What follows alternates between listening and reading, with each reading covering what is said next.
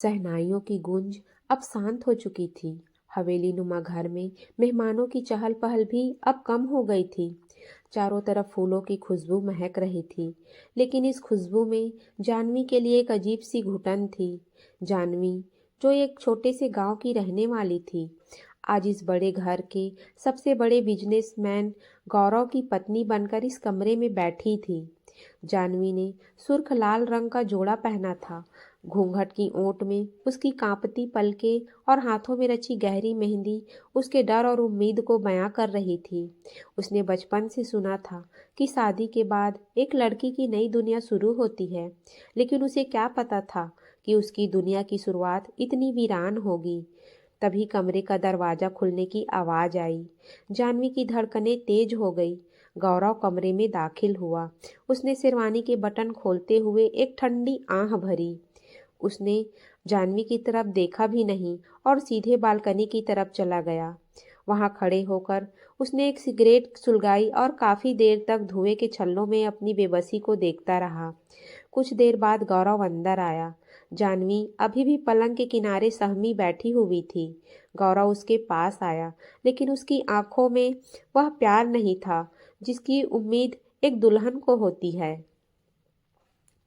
उसकी आंखों में गुस्सा और बेरुखी थी। गौरव ने बेहद ठंडे लहजे में कहा, अपना ये घूंघट हटा लो जानवी, और मेरी बात गौर से सुनो। जानवी ने कांपते हाथों से अपना घूंघट पीछे किया।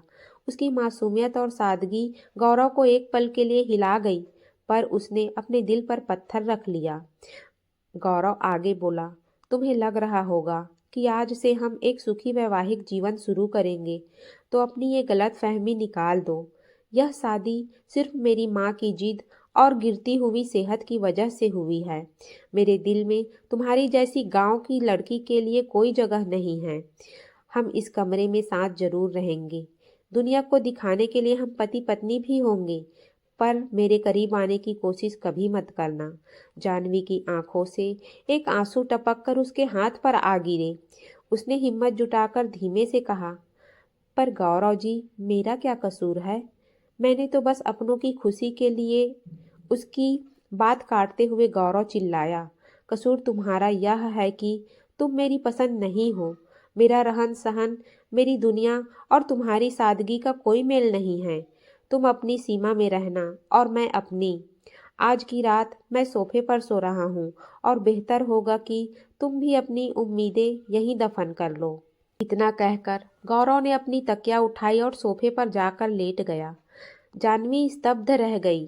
सजे धजे कमरे की रोशनी उसे काटने को दौड़ रही थी। उसने अपनी चूड़ियों की खनक को दबाने की कोशिश की, ताकि उसकी सिसकियों की आवाज बाहर ना जाए। आज जानवी की जिंदगी का सबसे बड़ा दिन था, लेकिन उसे एहसास हो गया था कि इस मन के रिश्ते को पाने के लिए उसे एक लंबी और कांटों से भरी डगर तय करनी होगी। रात के पिछले पहर तक जानवी की आंखों से आंसू बहते रहे। वह सजी धजी दुल्हन के लिबास में उस ठंडे फर्श पर बैठी रही, जबकि उसका पति गौरव सोफे पर उससे मुंह मोड़कर सोया हुआ था।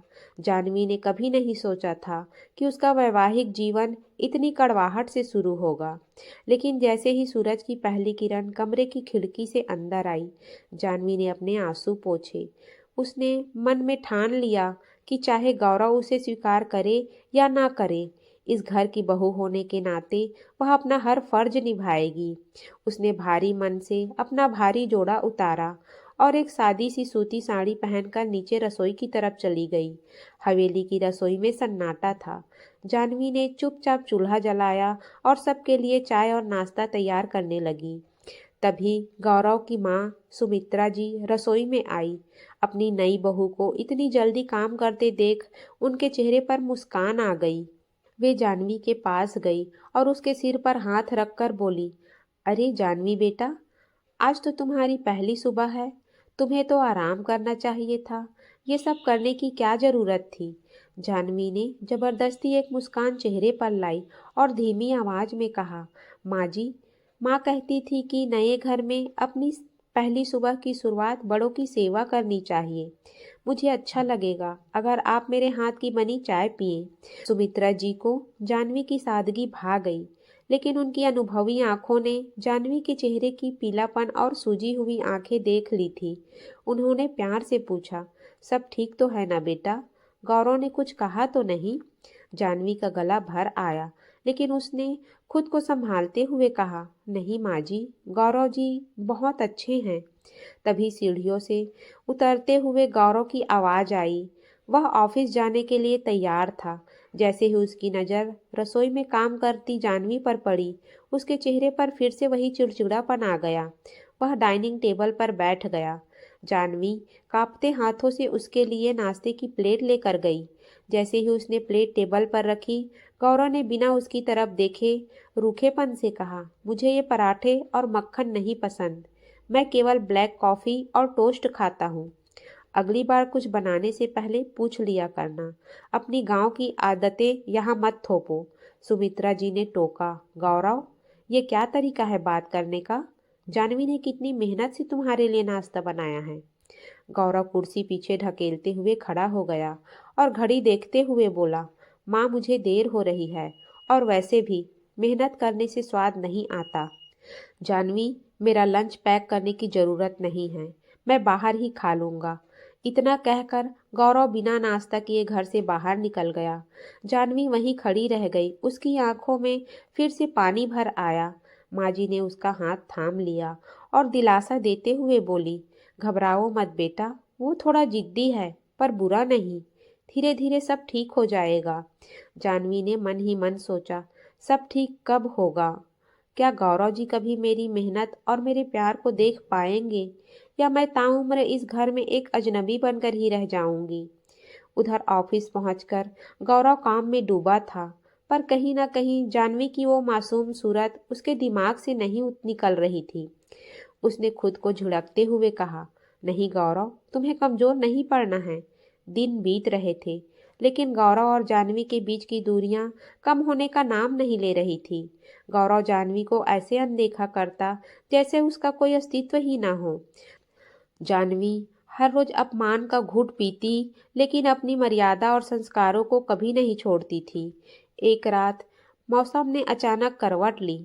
बाहर तेज बारिश और बर्फीली हवाएं चल रही थी। गौरव देर रात ऑफिस से लौटा। वह पूरी रात भीग चुका था और उसे तेज ठंड लग रही थी। उसने जाह्नवी की तरफ देखे बिना कमरे का एसी तेज कर दिया और सोफे पर लेट गया।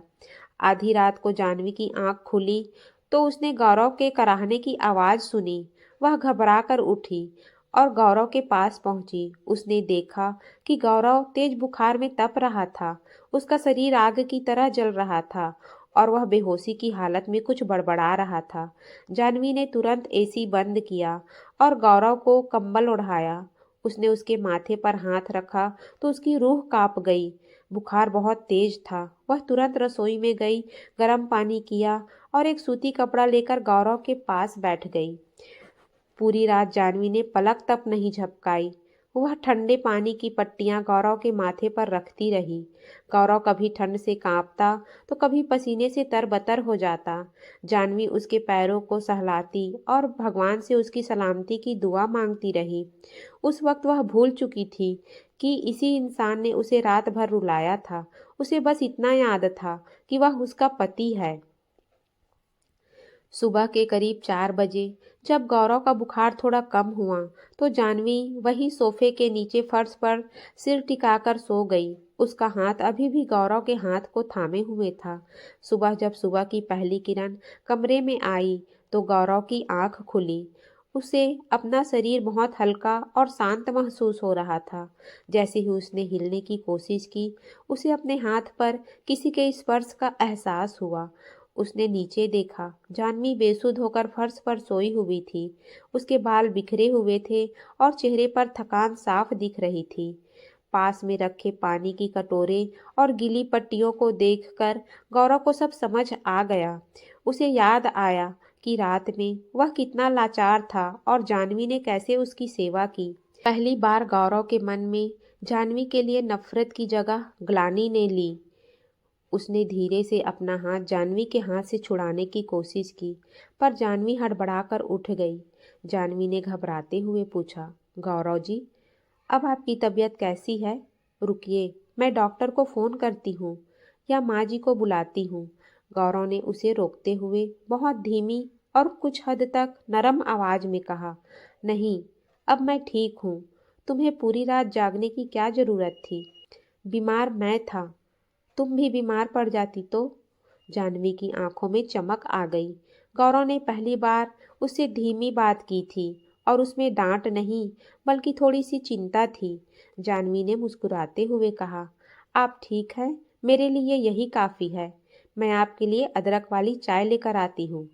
जाह्नवी रसोई की तरफ दौड़ गई। गौरव उसे जाते हुए देखता रहा। उसे समझ नहीं आ रहा था कि जिस लड़की को वह कल तक अपने घर के काबिल नहीं समझ रहा था, उसके बिना किसी शिकायत के उसकी जान बचाई थी। गौरव की तबीयत अब ठीक थी, लेकिन कमरे की आबो हवा थोड़ी बदल गई थी। गौरव अब पहले की तरह जाह्नवी पर चिल्लाता नहीं था, पर खामोशी अभी भी बरकरार थी। इसी बीच घर में खुशियों की लहर दौड़ गई, क्योंकि गौरव की दो बहनें अंजलि और नेहा हवेली में रहने आईं। अंजलि और नेहा दोनों बहुत जिंदा दिल थीं। उन्होंने आते ही जाह्नवी को गले लगा लिया। वे जानती थी कि गौरव भाई का स्वभाव कैसा है और उन्हें अंदाजा था कि जाह्नवी इस घर में किस दौर से गुजर रही होगी। दोपहर के वक्त जब गौरव ऑफिस में था, अंजलि ने जाह्नवी का हाथ पकड़कर उसे आईने के सामने खड़ा कर दिया। अंजलि मुस्कुरा कर बोली, भाभी, आप कितनी सुंदर हैं, लेकिन आपकी आंखों में ये उदासी क्यों है?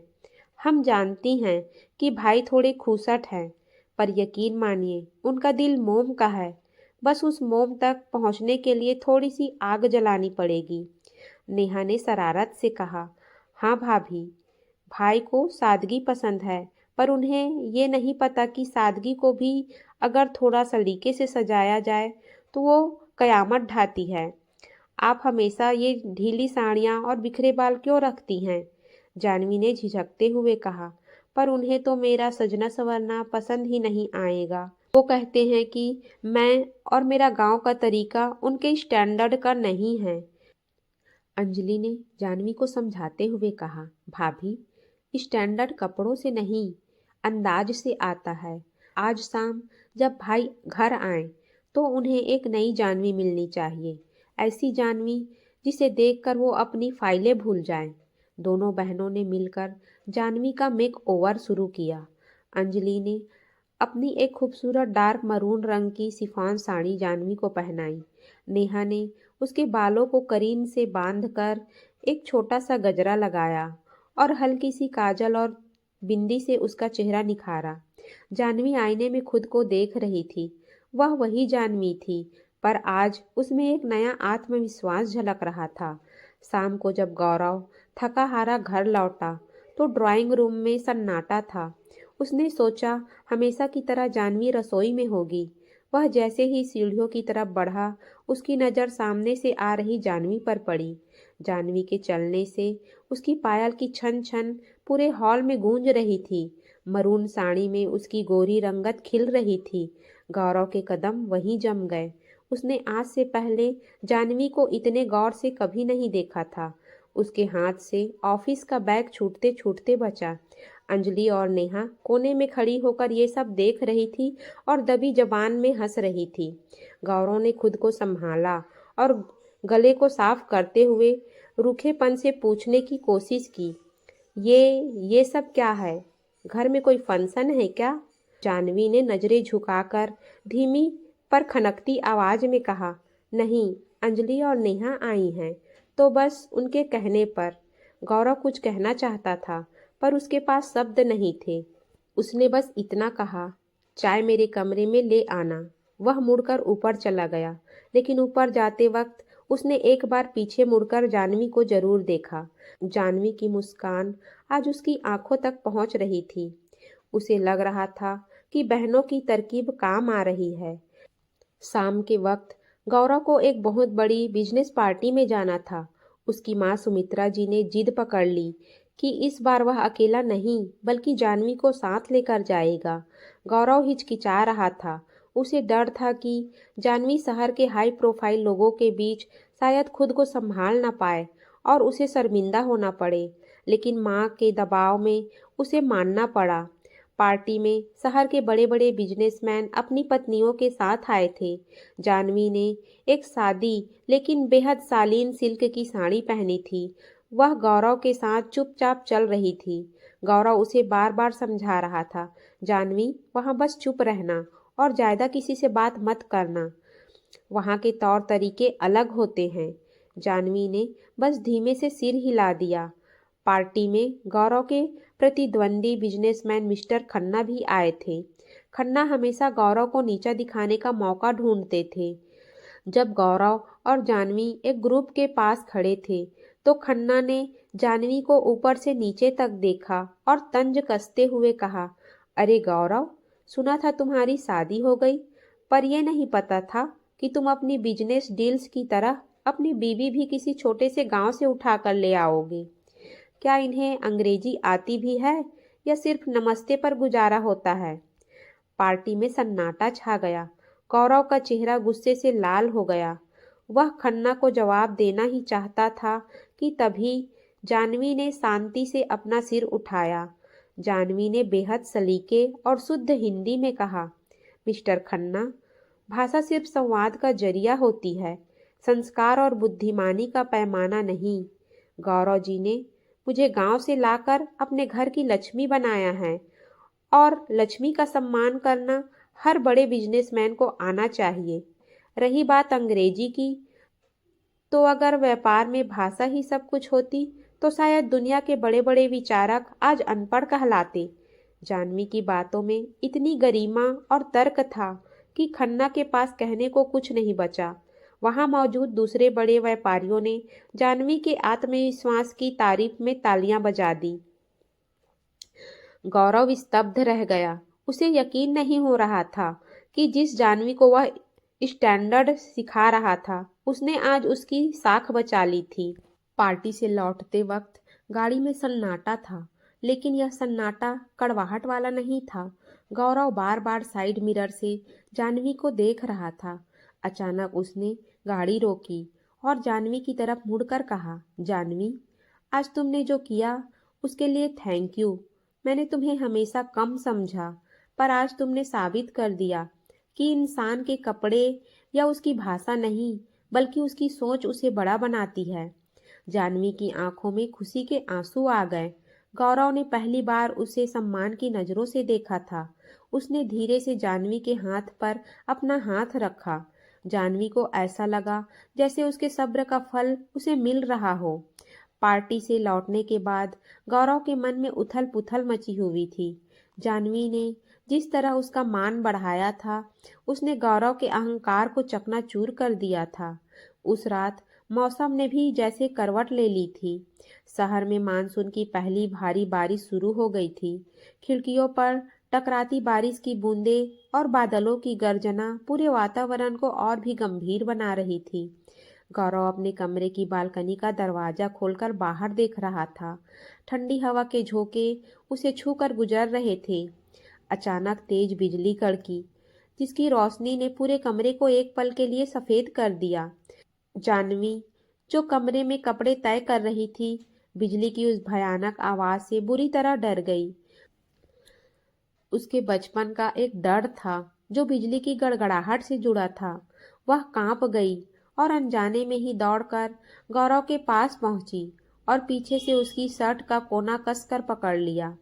गौरव ठिठक गया। उसने महसूस किया कि जानवी कांप रही है। वह मुड़ा और देखा कि जानवी ने अपनी आंखें जोर से बंद कर रखी है। गौरव ने बहुत ही कोमल आवाज में कहा, जानवी, डरो मत, मैं यहाँ हूँ। जानवी ने जैसे ही उसकी आवाज सुनी, उसे होश आया कि वह क्या कर रही है। वह तुरंत पीछे हटने लगी, पर गौरव ने उसका हाथ थाम लिया। पहली बार गौरव के स्पर्श में वह कड़वाहट नहीं, बल्कि एक अजीब सी गर्माहट थी।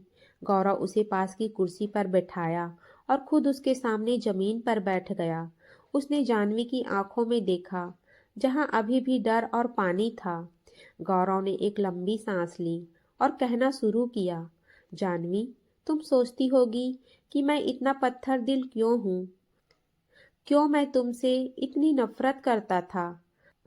असल में नफरत तुमसे नहीं थी, नफरत उस भरोसे से थी जो एक बार टूट चुका था। जानवी ने सिसकते हुए पूछा, क्या हुआ था गौरव जी? आपने खुद को इस पिंजरे में क्यों बंद कर रखा था? गौरव की आंखों में पुराना दर्द उभर आया।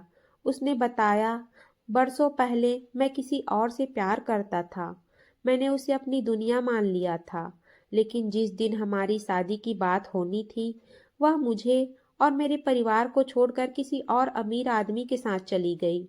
उसने कहा था कि मेरे पास भावनाओं के अलावा कुछ नहीं है।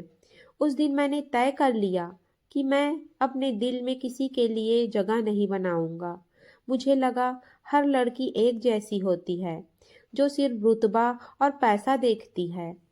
वह थोड़ा रुका और जानवी के चेहरे को गौर से देखते हुए बोला, लेकिन तुम उन सबसे अलग हो। मैंने तुम्हें ठुकराया, तुम्हारा अपमान किया, तुम्हें नीचा दिखाया, फिर भी तुमने मेरी परवाह की। तुमने मेरी जान बचाई और आज मेरी साख भी। मुझे समझ नहीं आ रहा कि मैं अपनी गलतियों का प्रायश्चित कैसे करूं। जानवी की आंखों से आंसू बह निकले। उसने धीरे से अपना दूसरा हाथ गौरव के हाथ पर रखा और कहा, गौरव जी, घाव चाहे कितने भी गहरे हो, वक्त और प्यार उन्हें भर ही देता है। मैंने कभी आपसे कोई शिकायत नहीं की, क्योंकि मैं जानती थी कि आपके गुस्से के पीछे कोई बहुत बड़ा दर्द है। मुझे बस आपकी पत्नी होने का हक चाहिए, आपकी दौलत नहीं। कमरे की लाइट अचानक चली गई। अंधेरे में सिर्फ बाहर की बिजली की चमक कभी कभी उनके चेहरों को रोशन कर रही थी। गौरव धीरे से उठा और जानवी के करीब आया। उसने जानवी के चेहरे को अपने दोनों हाथों के बीच में ले लिया और उसके माथे पर एक लंबा और सुकून भरा किस किया। यह सिर्फ एक स्पर्श नहीं था, यह गौरव का जानवी के प्रति समर्पण और अपने अतीत से आजाद होने का ऐलान था। जानवी ने गौरव के सीने पर सिर रख दिया। बाहर बारिश का शोर था, पर अंदर दो दिलों के बीच बरसों की खामोशी टूट चुकी थी। वह बारिश वाली रात गौरव और जानवी के रिश्ते के लिए एक नया सवेरा लेकर आई थी। अब हवेली की गलियारों में जानवी की पायल की खनक गौरव को परेशान नहीं करती थी, बल्कि उसके चेहरे पर मुस्कान ले आती थी। गौरव अब ऑफिस से जल्दी घर लौटने लगा और जानवी के साथ वक्त बिताने के बहाने ढूंढता था। लेकिन कहते हैं ना कि तूफान आने से पहले की खामोशी बड़ी खतरनाक होती है। एक सुबह गौरव अपने ऑफिस में एक जरूरी मीटिंग में व्यस्त था। तभी उसकी सेक्रेटरी ने आकर कहा, सर, आपसे कोई मिलने आया है। वह कह रही है कि वो आपकी पुरानी दोस्त है। गौरव ने बिना सोचे उसे अंदर बुला लिया। जैसे ही दरवाजा खुला, गौरव के हाथ से पेन छूट गया। सामने तनु खड़ी थी, वही लड़की जिसने गौरव को सालों पहले धोखे की आग में झोंक दिया था। तनु के चेहरे पर वही पुरानी बनावटी मुस्कान थी। वह गौरव के करीब आई और हक से बोली, कैसे हो गौरव? सुना है तुमने शादी कर ली है, पर क्या उस गांव की लड़की के साथ तुम सच में खुश रह पाओगे? गौरव ने गुस्से में अपनी कुर्सी छोड़ दी और चिल्लाया, तनु, तुम्हारी हिम्मत कैसे हुई यहाँ आने की? मेरी पत्नी के बारे में एक शब्द भी मत कहना। तुम मेरी जिंदगी से जा चुकी हो। तनु बिल्कुल नहीं डरी। उसने धीरे से गौरव के टेबल पर कुछ तस्वीरें रखी और कहा, मैं जा चुकी हूँ, पर तुम्हारी बीवी का सच तो अभी तुम्हारे सामने आना बाकी है। देखो इन तस्वीरों को। तनु ने कुछ ऐसी तस्वीरें दिखाई जिनमें जानवी अपने गांव के किसी पुराने दोस्त के साथ खड़ी बात कर रही थी। तस्वीरें इस तरह से ली गई थी कि देखने वाले को लगे कि उनके बीच कुछ गहरा रिश्ता है। दरअसल तनु ने जानवी के गांव जाकर उसके सौतेले भाई से हाथ मिला लिया था, जो जानवी की संपत्ति हड़पना चाहता था।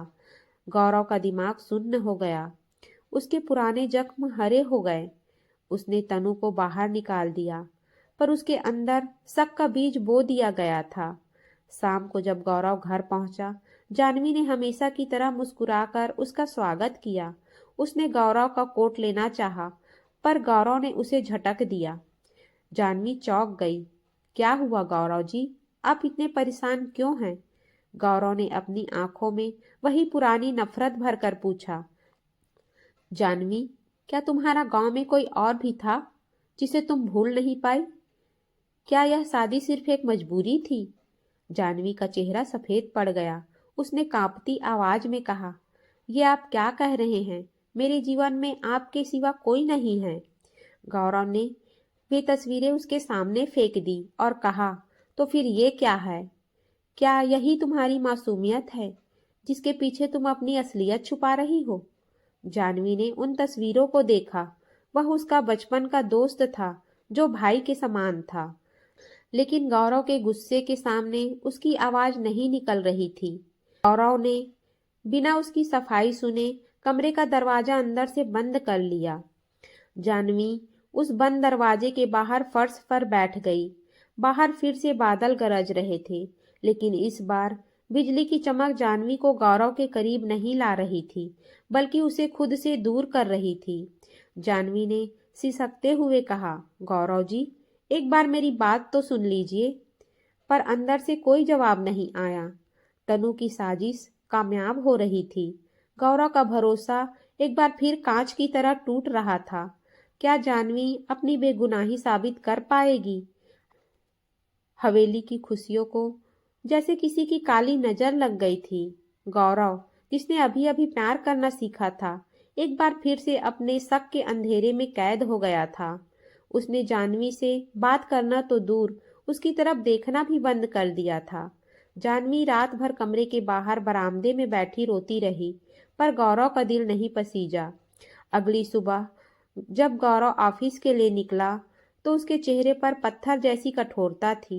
जानवी ने उसे रोकने की कोशिश की। गौरव जी, एक बार मेरी बात। लेकिन गौरव ने बिना रुके अपनी गाड़ी आगे बढ़ा दी। जानवी को टूटता देख अंजलि और नेहा उसके पास आई। उन्होंने जानवी को संभाला और सारी बात पूछी। जब जानवी ने रोते हुए उन तस्वीरों के बारे में बताया तो अंजलि का माथा ठनका। अंजलि ने गुस्से में कहा, भाभी, भाई का दिमाग फिर गया है। पर हम जानते हैं कि आप ऐसी नहीं हैं। ये तस्वीरें कोई मामूली इत्तेफाक नहीं, बल्कि किसी की बहुत बड़ी साजिश है। नेहा ने उन तस्वीरों को गौर से देखा और बोली, दीदी देखिए, इन तस्वीरों में बैकग्राउंड में जो पेड़ है वो तो पिछले महीने के पतझड़ के लग रहे हैं, जबकि भाई कह रहे हैं कि ये अभी की है। इसका मतलब ये पुरानी तस्वीरों को एडिट किया गया है या गलत तरीके से पेश किया गया है। दोनों बहनों ने तय किया कि वे जानवी को न्याय दिलाकर रहेंगी। अंजलि ने गौरव के ऑफिस के स्टाफ से पता लगवाया कि कल ऑफिस में कौन आया था। जब उन्हें तनु का नाम पता चला तो सारी कड़ियां जुड़ गई। अंजलि ने जानवी से कहा, भाभी, तनु वह लड़की है जिसने सालों पहले भाई का दिल तोड़ा था। वो अब फिर से उसके जीवन में जहर घोलने आई है। हमें उसे रंगों हाथों पकड़ना होगा। उधर तनु गौरव को बार बार फोन कर रही थी और उसे भड़का रही थी। उसने गौरव को एक कैफे में मिलने को बुलाया। तनु का प्लान था कि वह गौरव को पूरी तरह तोड़ देगी और फिर उसकी संपत्ति और दिल पर कब्जा कर लेगी। नेहा और अंजलि ने एक प्लान बनाया। उन्होंने जानवी को तैयार किया। नेहा ने कहा, भाभी, अब रोने का वक्त नहीं है, अब सच्चाई की लड़ाई लड़ने का वक्त है। हम उस कैफे में चलेंगे जहां तनु और भाई मिलने वाले हैं। कैफे में गौरव खामोश बैठा था। तनु उसका हाथ पकड़ने की कोशिश कर रही थी और कह रही थी, देखा गौरव, मैंने कहा था ना कि ये गांव की लड़कियां सिर्फ पैसे के लिए शादी करती हैं। वो तुम्हें धोखा दे रही है, पर मैं आज भी तुमसे उतना ही प्यार करती हूँ। तभी वहां अंजलि, नेहा और जानवी दाखिल हुई। गौरव उन्हें देखकर हैरान रह गया। तनु ने हिकारत से कहा, तुम यहाँ भी आ गई? गौरव, देखो, ये यहाँ भी तुम्हारा पीछा नहीं छोड़ रही। अंजलि आगे बढ़ी और उसने तनु के गाल पर एक जोरदार तमाचा जड़ दिया। पूरा कैफे सन्न रह गया। अंजलि चिल्लाई, जबान संभाल के तनु, ये इस घर की बहू है और तेरी असलियत हमें पता चल गई है। नेहा ने अपना फ़ोन निकाला और एक रिकॉर्डिंग बजा दी। यह रिकॉर्डिंग तनु और जानवी के उस लालची सौतेले भाई की बातचीत की थी, जिसे अंजलि ने चालाकी से हासिल किया था। रिकॉर्डिंग में तनु साफ कह रही थी कि उसने कैसे पुरानी तस्वीरों को एडिट करवाकर गौरव को गुमराह किया। गौरव के पैरों तले जमीन खिसक गई। उसने वो रिकॉर्डिंग सुनी जिसमें तनु कह रही थी, एक बार गौरव उस जानवी को घर से निकाल दे, फिर मैं उसकी सारी जायदाद अपने नाम करवा लूंगी। गौरव ने नफरत भरी नजरों से तनु की तरफ देखा। उसका हाथ गुस्से से कांप रहा था।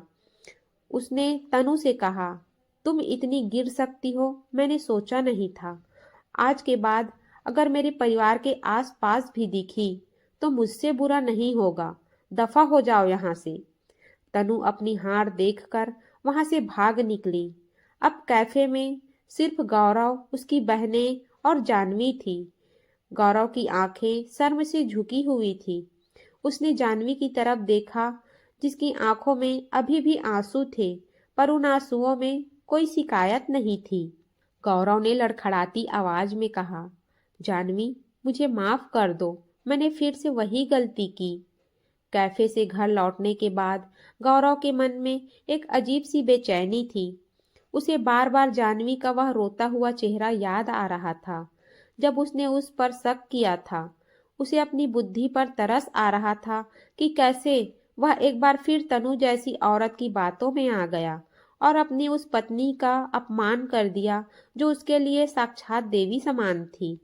घर पहुंचते ही जानवी अपने कमरे में चली गई और चुपचाप अपनी अलमारी से कपड़े निकालने लगी। गौरव पीछे पीछे कमरे में आया और देखा कि जानवी अपने कपड़े एक छोटे से बैग में रख रही है। गौरव का दिल डूबने लगा। उसने कांपती आवाज में पूछा, जानवी, ये तुम क्या कर रही हो? तुम कहाँ जा रही हो? जानवी ने बिना उसकी तरफ देखे शांत लहजे में कहा, गौरव जी, जहाँ विश्वास नहीं होता वहाँ रिश्ते की डोर बहुत कमजोर हो जाती है। आपने मुझ पर नहीं बल्कि मेरे चरित्र पर शक किया। मुझे लगा था कि उस बारिश वाली रात हमारे बीच सब ठीक हो गया है, पर मैं गलत थी। मैं कुछ दिनों के लिए अपने गांव वापस जाना चाहती हूँ। गौरव ने तुरंत जानवी के हाथ थाम लिए और उसके सामने घुटनों के बल बैठ गया। शहर का इतना बड़ा और घमंडी बिजनेसमैन आज अपनी पत्नी के कदमों में गिरकर रो रहा था। गौरव सिसकते हुए बोला, नहीं जानवी, मुझे इतनी बड़ी सजा मत दो। मैं जानता हूँ मैंने बहुत बड़ा पाप किया है। मैंने उस अतीत को हमारे बीच आने दिया जिसे तुमने अपने प्यार से मिटा दिया था। मुझे एक मौका दो, सिर्फ एक आखिरी मौका। मैं तुम्हें साबित कर दूंगा कि तुम मेरे लिए क्या हो। जानवी का दिल पिघल रहा था, पर उसकी आत्मा अभी भी घायल थी। उसने कोई जवाब नहीं दिया। अगले दिन सुबह गौरव ऑफिस नहीं गया। उसने अंजलि और नेहा की मदद से घर के गार्डन एरिया को फूलों और रोशनी से सजाया। शाम को उसने जानवी को वहां बुलाया। जब जानवी गार्डन में पहुंची तो उसने देखा कि चारों तरफ उसकी पसंदीदा पारिजात के फूल बिखरे हुए थे। बीच में एक बड़ी सी मेज सजी थी, जिस पर सिर्फ वही खाना था जो जानवी को पसंद था। गांव का सादा भोजन, सरसों का साग और मक्के की रोटी, जिसे गौरव ने खुद शेफ की मदद से बनवाया था। गौरव सफेद कुर्ते में जानवी के सामने आया। उसके हाथ में एक छोटा सा कागज था। उसने कहा, जानवी, मुझे पता है कि गहनों और साड़ियों से तुम्हारा दिल नहीं जीता जा सकता, इसलिए मैंने ये लिखा है। गौरव ने जानवी के लिए एक कविता पढ़ी जो उसने खुद लिखी थी। उसमें उसने अपनी गलतियों को माना था और जानवी को अपनी जिंदगी की रोशनी बताया था। गौरव की आवाज में जो दर्द और ईमानदारी थी, उसने जानवी के सारे सिकवे धो डाले। गौरव ने एक छोटा सा डिब्बा निकाला। उसमें कोई हीरा नहीं, बल्कि एक साधारण सी काले धागे की पायजेब थी। उसने जानवी के पैरों के पास बैठकर उसे वो पायजेब पहनाई और कहा, ये तुम्हें दुनिया की बुरी नज़र से बचाएंगी और सबसे ज़्यादा मेरी अपनी बुरी नज़रों से। जानवी की आंखों से खुशी के आंसू बह निकले। उसने गौरव को उठाया और उसके सीने से लग गई। उस पल उसे एहसास हुआ कि गौरव का पछतावा उसके गुस्से से कहीं ज्यादा बड़ा था।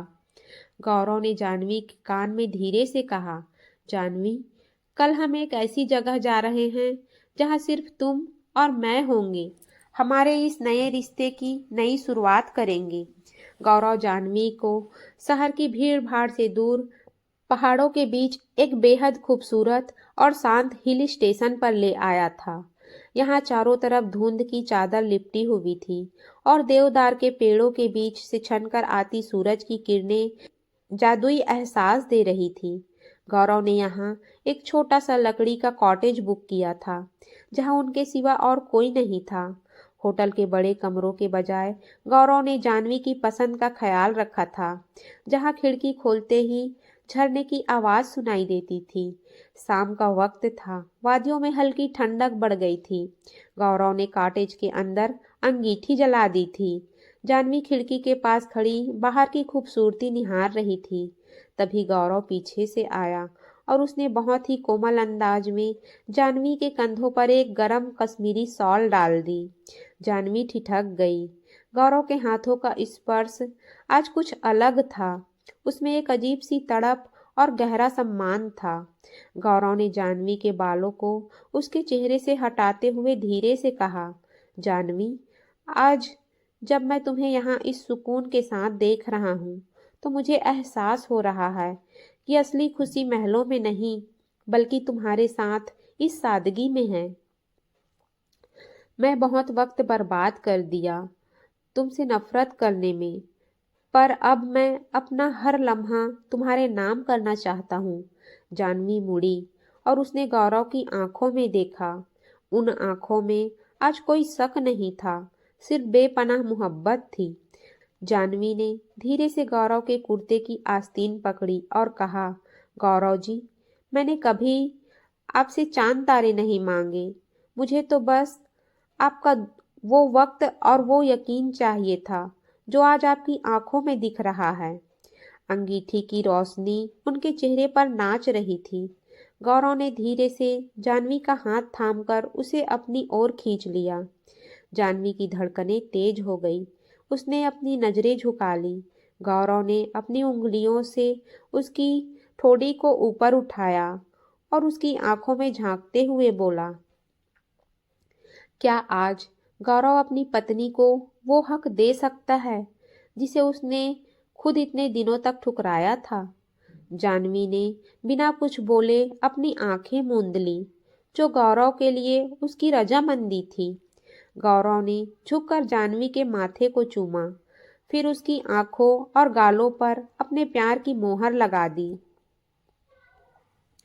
जानवी के बदन में एक सिहरन सी दौड़ गई। गौरव ने उसे अपनी बाहों में उठा लिया और धीरे से बिस्तर की ओर ले गया। उस रात खिड़की के बाहर बर्फ गिर रही थी, पर अंदर दो रूहें एक दूसरे की गर्माहट में पिघल रही थी। बरसों की खामोशी, वो साड़ी करवाहट और वो पुरानी यादें सब उस रात के सन्नाटे में कहीं खो गई। आज जानवी सिर्फ एक गांव की लड़की नहीं थी और गौरव सिर्फ एक सख्त बिजनेसमैन नहीं था। वो दो प्रेमी थे जो एक दूसरे में मुकम्मल हो रहे थे। सुबह जब सूरज की पहली किरण ने कमरे में दस्तक दी, जानवी ने खुद को गौरव की बाहों में पाया। गौरव सो रहा था। उसके चेहरे पर एक ऐसा सुकून था जो जानवी ने पहले कभी नहीं देखा था। जानवी ने धीरे से उसके माथे पर बिखरे बालों को हटाया तो गौरव की आंखें खुल गई। उसने जानवी को और कसकर पकड़ लिया और मुस्कुराते हुए कहा, गुड मॉर्निंग मिसेस जानवी गौरव मल्होत्रा। आज से हमारी जिंदगी का एक नया अध्याय शुरू होता है। वादियों की उन हसीन यादों को समेटकर जब गौरव और जानवी वापस शहर लौटे तो उनका रिश्ता पहले से कहीं ज़्यादा मजबूत हो चुका था। गौरव अब जानवी की परवाह एक परछाई की तरह करता था, लेकिन खुशियों के इस महल पर एक आखिरी वार होना बाकी था। तनु जो जा चुकी थी, पर जानवी का लालची सौतेला भाई विक्रम अभी भी सक्रिय था। उसने जानवी की पैतृक जमीन के कागजात हड़पने के लिए एक नई साजिश रची। उसने गौरव के ऑफिस में कुछ ऐसे जाली दस्तावेज भिजवाए जिनसे यह साबित होता था कि जानवी ने शादी से पहले ही गौरव की जायदाद का एक हिस्सा अपने नाम करने की कानूनी तैयारी कर ली थी।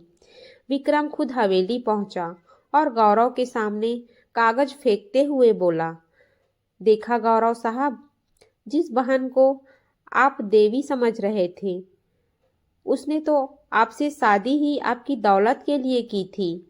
सुमित्रा जी और गौरव की बहनें दंग रह गई। गौरव ने उन कागजात को उठाया। जानवी वहीं खड़ी थी। उसकी आंखों में डर नहीं बल्कि गौरव के लिए एक भरोसा था। उसे लगा शायद गौरव फिर से शक करेगा। गौरव ने कागजात को बिना पढ़े ही सबके सामने फाड़ कर हवा में उछाल दिया। विक्रम चिल्लाया, ये क्या किया आपने? वो सबूत थे।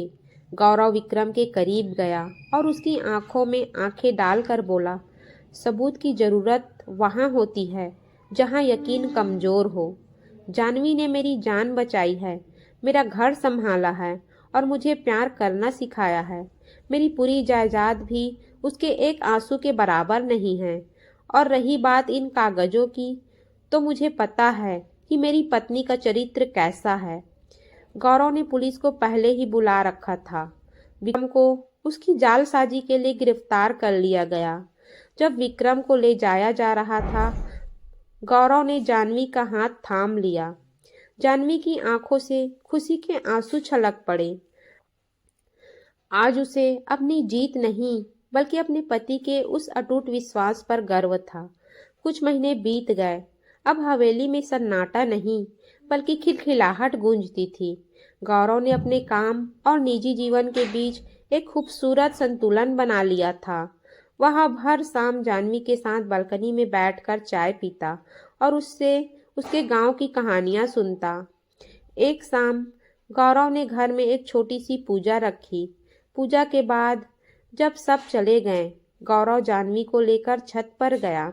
पूरी छत को दियों और फूलों से सजाया गया था। आसमान में पूरा चांद चमक रहा था। गौरव ने जानवी को अपने सामने खड़ा किया और उसके हाथों में एक छोटी सी डिब्बी थमा दी। जानवी ने उसे खोला तो अंदर एक सोने की चाबी थी। जानवी ने हैरानी से पूछा, ये क्या है गौरव जी? गौरव ने मुस्कुराते हुए कहा, ये उस नए स्कूल की चाबी है जो मैंने तुम्हारे गांव में तुम्हारे नाम से बनवाया है। जानवी शिक्षा केंद्र। तुम हमेशा चाहती थी ना कि तुम्हारे गांव की लड़कियां पढ़ लिख कर अपने पैरों पर खड़ी हों।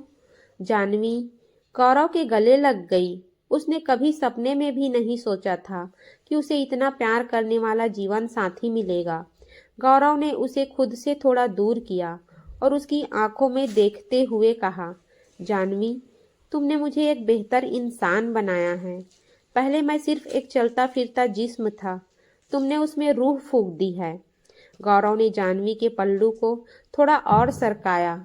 चांद की रोशनी में जानवी का चेहरा किसी परी जैसा चमक रहा था। गौरव ने धीरे से उसके कान के पास झुककर कहा, मैं तुमसे बहुत प्यार करता हूँ जानवी, हमेशा करता रहूँगा। जानवी ने अपनी आंखें बंद कर ली और गौरव की बाहों में सिमट गई। ठंडी हवा के झोंके उनके इस मन के रिश्ते की गवाही दे रहे थे। अब कोई शक नहीं था, कोई अतीत नहीं था, बस दो दिल थे और उनका एक खूबसूरत आशियाना। दोस्तों, कहानी अच्छी लगी हो तो वीडियो को लाइक करें और चैनल पर नए हैं तो चैनल को सब्सक्राइब कर लीजिए। आपको यहाँ मिलेगी दिल छू लेने वाली ऐसे ही कहानी। मिलेंगे अगले वीडियो में, तब तक के लिए आप सभी का धन्यवाद।